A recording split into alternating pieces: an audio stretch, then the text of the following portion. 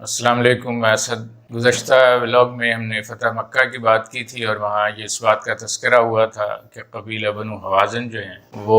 حملے کی تیاری کر رہے تھے، لیکن نبی اکرم صلی اللہ علیہ وسلم جو ہیں انہوں نے پہل کی اور تیاری کر کے یکم شوال کے اگلے دن جو ہے، یکم شوال تو عید کا دن تھا، وہ حرم میں ادا کی گئی اور اس کے اگلے دن جو ہے وہ روانگی ہوئی اور 3 شوال کو یہ لوگ جو ہیں وہ حنین کی طرف روان ہوئے۔ تو حنین کا جو وہ علاقہ جس راستے سے یہ گزر رہے تھے وہ انتہائی تنگ تھا، یعنی 2 پہاڑی راستے کے درمیان پتلا درہ اور راستہ تھا، اور اس پہ جو ہے قبیلہ حوازن کے لوگوں نے اپنے تیر اندازوں کو بیٹھایا ہوا تھا، اور اس میں جب وہ لشکر گزرا، بالخصوص پچھلے تذکرہ کیا گیا ہے کہ مکے سے وہ بہت سارے غیر مسلم جو قریش ہیں وہ بھی شامل ہو گئے تھے، تو وہ بھیڑ بھی آگے آگے جا رہا تھا۔ تو جب وہ تیر اندازی ہوئی تو اس بھیڑ میں بھگدڑ ہوئی ہے، اور اس بھیڑ کی افراتفری کی وجہ سے جو ہے وہ جو لشکر تھی وہ متاثر ہوئی، اور اس کی وجہ سے بہت سارے لوگ جو ہیں وہ اپنی جگہ پہ قائم نہ رہ سکے۔ اس میں یہ ہے کہ مسلمانوں کے اندر بھی ایک ذہن میں یہ بات تھی کہ بھئی اب آج ہماری تعداد اتنی بڑی ہے تو ہم اس مہم کو آسانی سے سر کر لیں گے، لیکن اللہ تعالیٰ جو ہے وہ بندوں کو دکھانا چاہتا ہے کہ اصل چیز تعداد نہیں ہوتی، اصل چیز جو ہے وہ اخلاص اور جدوجہد اور وہ حکمت عملی ہوتی ہے، جس کی بنیاد پر جنگیں لڑی جاتی ہیں یا کامیابی اور فتوحات حاصل ہوتی ہیں۔ تو یہاں بھی یہ ہوا، اس کو جو ہے ہمارے یہاں فرقہ وارانہ ماحول میں اس کو جو ہے وہ کچھ اور رنگ دینے کی کوشش کی گئی۔ بنیادی طور پر یہ یہاں تکنیکی مسئلہ تھا، اور اس مسئلے میں یہ ہوا کہ جب وہ تیر اندازوں نے تیر برسائے اوپر سے، پہاڑی کے اوپر سے، اور تنگ راستہ تھا، تو وہ جو بھیڑ تھی اس میں بھگدڑ ہوئی، اور وہ لوگوں نے، چونکہ وہ غیر تربیت یافتہ عام لوگ تھے مکے کے، تو وہ جو ہے ایک دم سے پلٹ گئے، اور اس پلٹنے کی وجہ سے وہ جو صحابہ تھے اس راستے میں جو اپنی سواریوں پہ تھے وہ بھی متاثر ہوئے، ان کے گھوڑے سے وہ گرے اور وہ اپنی جگہ جو ہے وہ قائم نہ رہ سکے۔ یعنی اس کی شدت کا اندازہ آپ خود اس سے لگائیں کہ خالد بن ولید رضی اللہ تعالیٰ عنہ جو اپنی لشکر کے ساتھ دوسروں کے نسبت، دوسرے صحابہ کے نسبت کافی آگے تھے، ان کو جب وہ بھیڑ سے جو دھکے لگے ہیں ان کو، ان کے گھوڑے کو، تو وہ آپ جو ہیں وہ ٹکرا کر کے وہ گرے ہیں، اور گرنے کے نتیجے میں آپ کا سر جو ہے وہ ایک پتھر سے ٹکرایا اور وہ آپ وہیں جو ہے وہ بے ہوش ہو گئے۔ اور جب اس افراتفری میں جب لوگ واپس پلٹ کر کے وہ نبی صلی اللہ علیہ وسلم کے کیمپ کے پاس پہنچے، نبی صلی اللہ علیہ وسلم نے اس کا جائزہ لیا، آپ نے جو ہے وہ حضرت خالد کو نہیں پایا، تو آپ نے لوگوں سے پوچھا، ان کی کیفیت معلوم کی، تو پتہ چلا کہ خالد کا تو کوئی پتہ نہیں ہے۔ تو آپ صلی اللہ علیہ وسلم خود جو ہیں وہ اس درے میں تشریف لے گئے، اور آپ نے جو ہے وہ حضرت خالد کو آوازیں دیں اور ان کو تلاش کیا، تو کوئی جواب نہیں ملا۔ تو پھر آپ کی نظر جو ہے وہ ایک پتھر کے کنارے پڑی جو پہاڑ کی دامن میں، اس میں جو ہے وہ آپ بے ہوش جو ہیں پتھروں کے درمیان دبے پڑے ہوئے تھے۔ آپ صلی اللہ علیہ وسلم نے ان کو وہاں سے نکلوایا، اور پھر جو ہے وہ آپ کے اوپر آپ نے آیتیں پڑھ کر کے آپ نے ان کو پھونک ماری اور اللہ سے دعا کی، اللہ تعالیٰ جو ہے وہ خالد کو جو ہے زندگی اس کو عطا فرما دے۔ اور آپ ہی کی یہ دعا تھی جس کو ہمارے یہاں عموماً ذکر نہیں کیا گیا کہ خالد اس کے بعد جو ہے انہوں نے سینکڑوں جنگ لڑی ہیں، لیکن یہ کہ ان کو زخم تو بے شمار لگے، لیکن کبھی موت اس لیے نہیں آئی کہ اللہ کے رسول صلی اللہ علیہ وسلم نے ان کی زندگی کی دعا اللہ سے مانگی تھی، تو اللہ نے خالد کو زندگی عطا کی تھی تاکہ وہ دین کے لیے جو ہے جدوجہد کر سکیں۔ بہرحال مسلمان جو ہیں وہ سنبھلے، نبی اکرم صلی اللہ علیہ وسلم نے لوگوں کو آواز دی، بلکہ جو ہے وہ آزباز میں آپ نے ایک فی البدی شعر بھی کہا کہ میں عبد المطلب کا بیٹا ہوں، میں نبی ہوں، کوئی جھوٹا نہیں ہوں۔ پھر لوگ جمع ہوئے اور اس مقابلے کے لیے آگے بڑھے۔ مقابلہ کافی سخت تھا، کئی دن جو ہے وہ محاصرے کی کیفیت رہی، اس کے نتیجے میں چونکہ بنو حوازن کے پاس بھی قلعے تھے اور وہ محصور ہو گئے تھے، اور ان کے دفاع انتہائی شاندار تھے، اور اس میں جو ہے دستپردہ ان کے لیے جو ہے طائف، بنو ثقیف وغیرہ بھی جو ہیں ان کی مدد کر رہے تھے،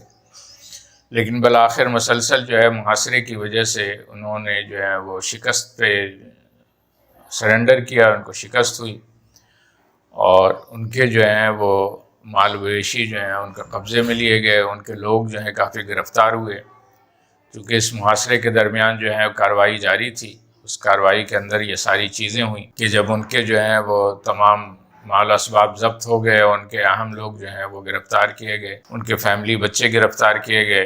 تو وہ جو ہیں پھر ان میں کئی لوگ جو ہیں وہ سرنڈر ہو گئے اور انہوں نے نبی صلی اللہ علیہ وسلم سے آ کے کہا کہ بھی ہمارے بیوی بچوں کو لوٹا دیا جائے۔ تو آپ صلی اللہ علیہ وسلم نے کہا کہ بھی وہ تو مجاہدین کا حصہ ہے،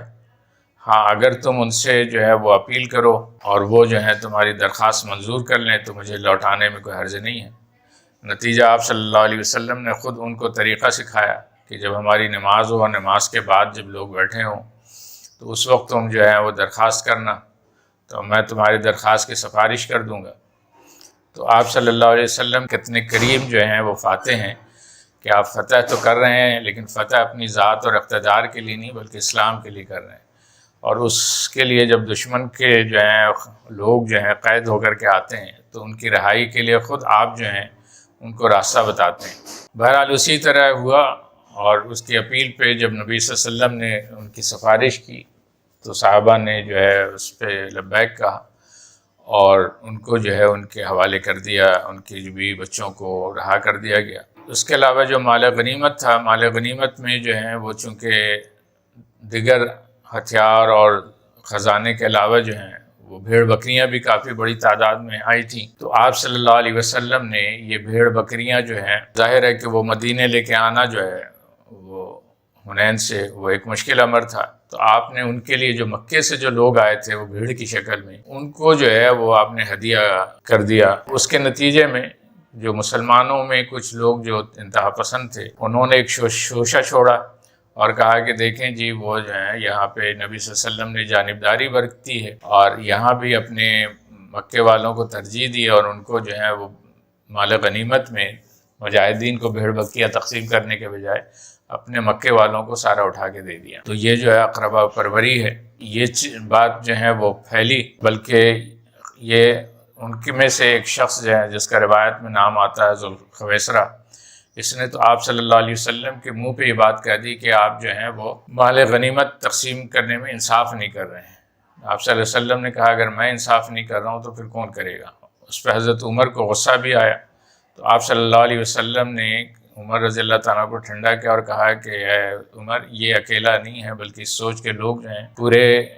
لشکر کے اندر موجود ہیں۔ حضرت عمر جب جائزہ لینے کے لیے نکلے تو واقعی محسوس یہ ہوا کہ پورے لشکر میں یہ پروپیگنڈا کیا گیا ہے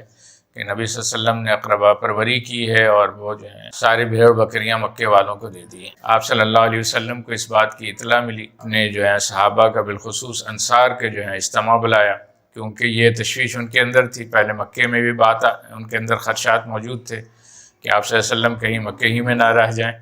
اور اب جو یہ معاملہ ہوا تھا تو ان کو پھر جو ہے وہ پروپیگنڈے کے نتیجے میں تشویش ہوئی۔ تو آپ صلی اللہ علیہ وسلم نے اجتماع بلایا اور انصار سے مخاطب ہوئے، اور پہلے جو ہے وہ آپ نے بتایا کہ کیا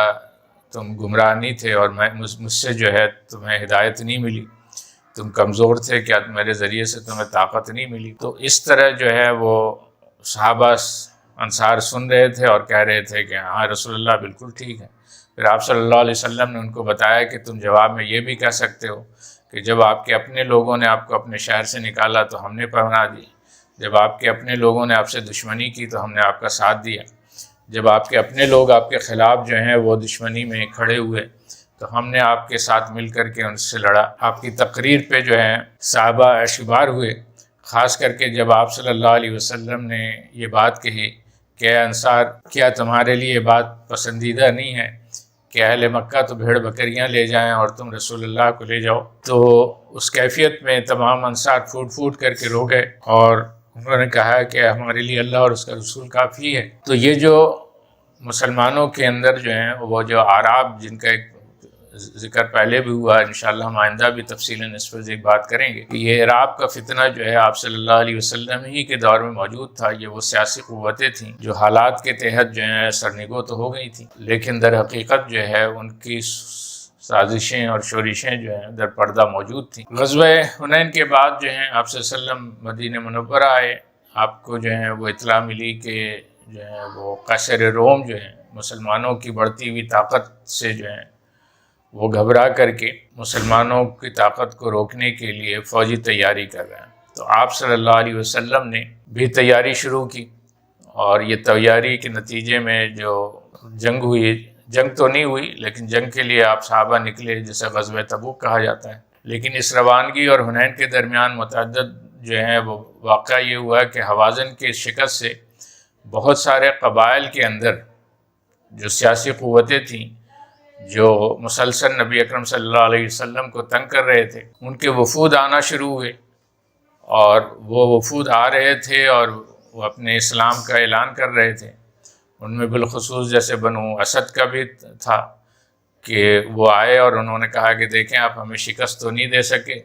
لیکن ہم خود چل کے آئیں اور ایمان لائیں، جس پہ اللہ تبارک و تعالیٰ نے سورہ حجرات کی آیت نمبر 14 میں اس بات کا ذکر کیا کہ قالت الأعراب آمنا قل لم تؤمنوا ولكن قولوا أسلمنا ولما يدخل الإيمان في قلوبكم وإن تطيعوا الله ورسوله لا يلتكم من أعمالكم شيئا إن الله غفور رحيم۔ عرب کہتے ہیں کہ ہم ایمان لائے، تو حقیقت میں ان سے کہہ دو کہ تم ایمان نہیں لائے بلکہ تم نے تسلیم کر لیا۔ تو ہمارے یہاں تو مذہبی طور پر جو چونکہ فرقہ وارانہ ذہن ہے تو اس کو اسلام اور ایمان پہ بحث شروع کر دی گئی کہ ایمان افضل ہے یا اسلام اسلم ہے۔ یہاں تسلیم سے مراد انہوں نے اسلام لے لیا ہے، حالانکہ یہاں تسلیم سے مراد یہ ہے کہ سرنڈر ہے مراد۔ تو بنیادی طور پر اللہ تعالیٰ نے اس بات سے واضح کیا ہے کہ یہ اعراب جو ہیں، ایک تو اعراب کا ترجمہ بدو کر دیا گیا ہے، اس پہ ہم انشاءاللہ بات کریں گے اور پوری صورتحال اس پر رکھیں گے کہ آج جو اسلام کے اندر تبدیلی آئے اس میں اعراب کا کیا کردار ہے اور کس طرح جو ہے انہوں نے اسلام کو تبدیل کرنے کی کوشش کی ہے۔ تو بہرحال یہ وفود آتے رہے، جن میں یمن کی طرف سے بھی آئے ہیں، مشرق کی طرف سے بھی یمامہ اور دیگر علاقوں سے کے جو ہیں بنو طے ہیں اور دیگر لوگ ہیں، ان کے وفود آتے گئے اور انہوں نے اسلام سے وابستگی کا اظہار کرتے رہے۔ اس دوران جو ہے نبی اکرم صلی اللہ علیہ وسلم نے تبوک کے لیے تیاری کا حکم دیا، جس کو جیش الاسرہ بھی کہتے ہیں، کیونکہ یہ اپریل کا مہینہ تھا، جو کی فصل جو ہے وہ تیار تھی، گرمی شدید تھی، وسائل کی کمی تھی، اور ایسے موقع پر بالخصوص جو منافقین تھے اور اس میں جو ہے مخالفین میں ایک عیسائی راہب ابو عامر تھا جس کی سازشیں پہلے بھی جاری تھیں، وہ اس نے اپنی سازشوں کو بڑھا کر کے جو ہے قیصر و روم تک سے اپنے تعلقات بنائے تھے، اور اس کے نتیجے میں انہوں نے منافقین مدینہ کو تیار کیا تھا کہ وہ اپنے مراکز قائم کریں تاکہ ان سے رابطہ اور مسلمانوں کی حکومت کو ختم کرنے کے لیے جو ہے وہ لاہ عمل میں ترتیب دیا جائے۔ اس کے نتیجے میں 2 مراکز بنائے گئے، ایک مسجد بنائی گئی جسے مسجد زرار کہتے ہیں، اور ایک گھر تھا جہاں سے بیٹھ کر کے یہ ساری پلاننگ اور چیزیں کی جاتی تھی۔ تو بہرحال اللہ کے علم میں تو ہر چیز اس سے کوئی چھپی چیز نہیں ہے، اور نبی اکرم صلی اللہ علیہ وسلم بھی جو ہے اس کو کی اطلاع تھی۔ آپ صلی اللہ علیہ وسلم نے جو ہے جب اعلان کیا کہ ہر ایک کو جانا ہے تو یہ منافقین نے جو ہے وہ اپنے لیے عذر تلاش کیے، بہانے تلاش کیے اور اس کے ذریعے سے رخصت حاصل کی، لیکن اپنے کچھ خاص لوگوں کو انہوں نے شامل کر دیا تھا تاکہ راستے میں موقع پا کر کے ویرانے میں کہیں نبی اکرم صلی اللہ علیہ وسلم کو شہید کر دیں۔ بہرحال نبی اکرم صلی اللہ علیہ وسلم کا یہ لشکر جو ہے روانہ ہوا، تبوک پہنچے، اور لیکن جو ہے وہ مقابلے میں رومن لشکر نہیں آیا۔ آپ نے وہاں قیام کیا اور ارد گرد کی جو قبائلی ریاستیں تھیں ان کو جو ہے اپنے زیر نگیں کیا، ان سے جو ہے وہ جزیہ پہ معاہدہ ہوا، اور وہاں سے پھر آپ لوٹے۔ اس کے نتیجے میں راستے میں شہید کرنے کی کوشش کی گئی، لیکن آپ باخبر تھے، آپ نے صحابہ کی ذمہ داری لگائی ہوئی تھی، لہٰذا ان کی سازشیں ناکام ہوئی۔ آپ صلی اللہ علیہ وسلم نے واپس آ کر کے اس گھر کو بھی آگ لگوا دی جہاں بیٹھ کر کے سازشیں ہوتی تھیں، اور اس مسجد کو بھی ڈھا دیا گیا جس کا قرآن میں ذکر ہے، جسے مسجد زرار کہتے ہیں، جو بنائی اسی لیے گئی تھی کہ یہاں سے بیٹھ کر کے سازش کی جائے۔ تو بنیادی طور پر یہ وہ ساری چیزیں تھیں جو یہ 9 ہجری میں یہ ساری چیزیں مکمل ہوئیں۔ 10 ہجری میں جو ہے آپ صلی اللہ علیہ وسلم نے جو ہے وہ حجۃ الوداع کیا۔ تو یہ غزوہ تبوک اور حجۃ الوداع کے درمیان جو ہے ایک بڑی تعداد جو ہے عرب قبائل کی، جن کی تعداد کئی درجن بنتی ہے، جو اب تک سرکشی اختیار کر رہے تھے، نبی صلی اللہ علیہ وسلم کو، مسلمانوں کو تنگ کر رہے تھے اور ایمان نہیں لائے تھے، وہ پے در پر جو ہے انہوں نے آ کر کے جو ہے اسلام سے وابستگی یا ان کے اطاعت اختیار کرنی شروع کر دی۔ تو اس طرح جو ہے یہ وہ منظر ہے جس کو جو ہے یدخلون فی دین اللہ افواجا کر کے اللہ تعالیٰ نے اس کا ذکر کیا ہے، اور یہ فتح کے نتائج ہیں جس کا اعلان جو ہے سورہ فتح میں بھی کر دیا گیا تھا۔ چونکہ یہ واقعہ جو ہے یہ تبوک کا 9 ہجری میں ہوا تھا، تو حجۃ الوداع سے پہلے جو ہے ایک حج جو ہے امیر حج حضرت ابو بکر صدیق کی قیادت میں کی گئی تھی، اور اسی حج میں جب آپ روانہ ہو گئے تھے تو سورہ توبہ بھی نازل ہوئی تھی۔ تو حضرت علی رضی اللہ تعالیٰ کو آپ صلی اللہ علیہ وسلم نے سورہ توبہ کی جو ہے ابتدائی آیت دے کر کے بھیجا تھا کہ اعلان کر دیں، اور وہ اعلان یہ تھا کہ وہ جو صلح حدیبیہ میں جو معاہدہ ہوا تھا اس معاہدے کا پورا، ویسے تو عملاً وہ ختم ہی ہو گیا تھا کیونکہ اس کی خلاف ورزی ہوئی تھی اور اس کی کئی شقیں جو ہیں وہ ختم ہو گئی تھی، لیکن اس کا آفیشیل کوئی اعلان نہیں ہوا تھا۔ اور عرب کا دستور یہ تھا، وہ امن کا معاہدہ لکھا جاتا تھا تو اس پہ بسم اللہ لکھا جاتا تھا، اور جب کوئی امن کا معاہدہ جو ہے ختم ہوتا تھا تو اس میں بسم اللہ نہیں لکھا جاتا تھا۔ تو یہی وجہ ہے کہ چونکہ توبہ پہ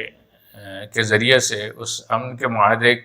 کا اختتام ہوا ہے، اس وجہ سے اس سورہ مبارکہ پہ بسم اللہ نہیں لکھا گیا۔ 9 ہجری میں یہ حضرت ابو بکر صدیق کی قیادت میں حج کیا گیا، پھر 10ویں ہجری میں جو ہے آپ صلی اللہ علیہ وسلم نے خود حج کی قیادت کی، اور اسلامی ریاست کے تمام علاقوں سے مسلمان اس حج کے لیے آئے، اور اس حج کے موقع پر آپ نے 4 خطبے دیے۔ ایک خطبہ تو وہ ہے جو خطبہ حج ہے جس کو عموماً ہمارے یہاں نقل کیا جاتا ہے، لیکن اس کے علاوہ بھی آپ نے رمی اور قربانی کے دن ایام پہ اس پہ بھی مسلمانوں سے مخاطب ہوئے تھے، اور ان 4 خطبے کو جمع کیا جائے تو وہ پورا چارٹر جو ہے وہ اسلامی ریاست کا ہمارے سامنے ابھر کے آتا ہے، جس میں جو ہے وہ معاشرتی احکام، ویسے تو وہ سارے نازل ہوتے رہے ہیں قرآن میں پچھلے 23 سالوں میں، اس میں جو ہے سیاسی معاملات بھی ہیں، اس میں عدالتی معاملات بھی ہیں، اس میں جو ہے وہ معاشی نظام بھی ہیں۔ تو بنیادی طور پر جو ہے یہ سارے نظام کا ایک جامع خطبہ جو ہے وہ آپ صلی اللہ علیہ وسلم نے وہاں دیا ہے، اور اس کے بعد جو ہے وہ آپ کی واپسی ہوئی ہے، اور اس واپسی کے بعد صرف جو ہے آپ 2 مہینے جو ہیں وہ حیات رہے، اور اس کے بعد جو ہے ربیع الاول کے مہینے میں اپنے رفیق اعلیٰ کے پاس جا پہنچے، کیونکہ دین مکمل ہو گیا تھا۔ اسی حج کے موقع پر اس کا اعلان ہو گیا تھا، جمعے کے دن حج ہوا تھا، یعنی 9 ذی الحج جو ہے وہ جمعے کا دن تھا، اور وہاں جو ہے اللہ تعالیٰ نے اعلان کر دیا تھا کہ الیوم اکملت لکم دینکم واتممت علیکم نعمتی ورضیت لکم الاسلام دینا۔ تو چونکہ دین مکمل ہو گیا تو اللہ تبارک و تعالیٰ نے اپنے حبیب اپنے رسول کو اس ذمہ داری پہ جب وہ مکمل کر دی، پوری کر دی، تو واپس اپنے طرف بلا لیا، اور آپ جو ہیں ربیع الاول کے مہینے میں پیر کے ہی دن، جس دن آپ کی ولادت ہوئی تھی، اسی دن رخصت ہوئے تھے۔ چونکہ اس وقت جو ہے وہ دن اور مہینے یاد رکھے جاتے تھے، تاریخ یاد نہیں رکھی جاتی تھی۔ یہی وجہ ہے کہ آپ کی جو ہے وہ ولادت کے دن میں بھی اختلاف ہے اور آپ کی رحلت کے دن میں بھی اختلاف ہے، اور ہمارے یہاں بالعموم جو ہے وہ پیدائش 12 ربیع الاول کو کہا جاتا ہے، لیکن اگر پیر کا دن جو ہے وہ اگر سائنٹیفکلی کنورژن نکالیں اس میں تو 12 ربیع الاول پیدائش کا دن نہیں بنتا، نہ بلکہ جو 9 ربیع الاول کی روایت ہے وہ پیر کا دن بنتا ہے۔ اسی طرح بعض طبقے نے 12 ربیع الاول کو وفات کا دن بنایا ہے، تو یہ بھی جو ہے چونکہ حج جمعے کے دن ہوا تھا اور وہ 9 ذی الحج تھا، اس اعتبار سے اگر بھی کنورژن کی جائے، ڈیٹ کیلکولیٹ کیا جائے تو 12 ربیع الاول وفات کے دن نہیں بنتا ہے، بلکہ وہ 10 ربیع الاول یا 11 ربیع الاول، اگر چاند کا ایک دن کا آگے پیچھے کا مسئلہ ہو۔ تو بہرحال یہ اختلافات رہیں گے، یہ اہم نہیں، اگر اہم ہوتا تو اللہ تعالیٰ جو ہے اس چیز کو مقرر کر دیتے۔ بنیادی طور پہ یہ ہے کہ پیر کے دن ہی جو ہے وہ آپ صلی اللہ علیہ وسلم اس دنیا میں تشریف لائے تھے، اور پیر کے ہی دن جو ہے وہ آپ دنیا سے تشریف لے گئے، اور آپ کے بعد جو ہیں وہ آپ کی قیادت، آپ کی اس ریاست کی قیادت جو ہے مسلمانوں کے اتفاق رائے سے سیدنا ابو بکر صدیق رضی اللہ تعالیٰ عنہ نے کی، لیکن حضرت صدیق کی قیادت سے پہلے جو ہے وہ ہم اس بات کریں گے کہ نبی اکرم صلی اللہ علیہ وسلم جو دین اسلام جس کو ہم نظام کہہ رہے ہیں، اس نظام کی پوری ہیئت کیا ہے، اس کا اسٹرکچر کیا ہے، اس میں انشاءاللہ بات کریں گے۔ مجھے اجازت دیجیے، السلام علیکم ورحمۃ اللہ وبرکاتہ۔